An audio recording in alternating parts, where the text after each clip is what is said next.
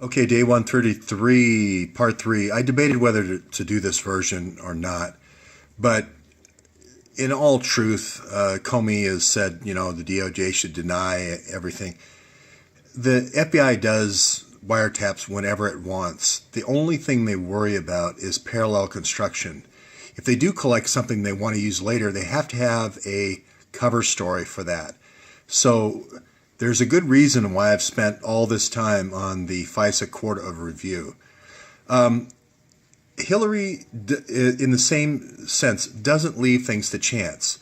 She puts 4 Awan brothers and 2 sisters in all the key House intelligence committees. She puts gangs and embeds Gladio gangs in 32 or 39 different countries in order to do topples. She gives them stingers. She gives them sarin gas. There is no chance or fairness involved. This is going to come back. This, FISA Court of Review. Maybe it wasn't necessary, but it is necessary in terms of parallel construction. They need, if they're going to present evidence between June and October, they have to have some kind of window dressing to show that there was some kind of legal stamp on July 12th going forward. If Trump keeps drilling down, you will find, when you get there, you're going to find that there was this effort to create that. As I said before, keep drilling down on the Awan brothers and the 31 Democrats, and keep drilling down on these burglaries, and fish for evidence, regarding cameras and so forth. Everyone has sent me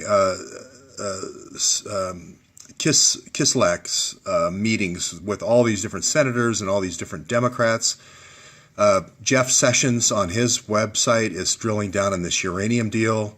He's asking for special prosecutors for this uranium deal. All this is putting the pressure on the old order, and the old order is going to collapse with Sessions concentrating on the uranium deal. The Tulsi Gabbards of the Democratic Party, this is the future of the Democratic Party. The Greg Meeks, the old, putting, apparatchiks in all the different committees to try to extract, intelligence and warn ISIS and so forth. That's the past. Tulsi Gabbard is the future of the Democratic Party.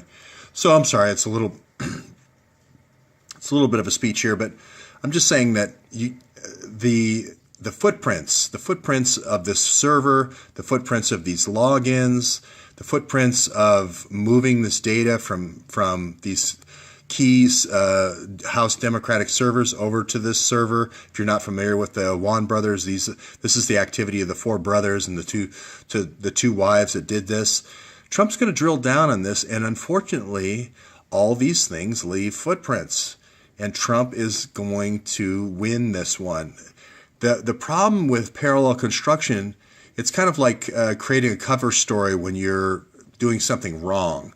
It's never as complete, it's never accurate, it's never completely wholly fleshed out, and then it completely crumbles under any kind of scrutiny. This server is going to create footprints a mile wide. Somehow the data had to come from these 3 servers to get over to the Awan brothers' external server. Somehow they had to get back and forth from Afghanistan. Somehow they had to go to the White House to get new renewals of their visas.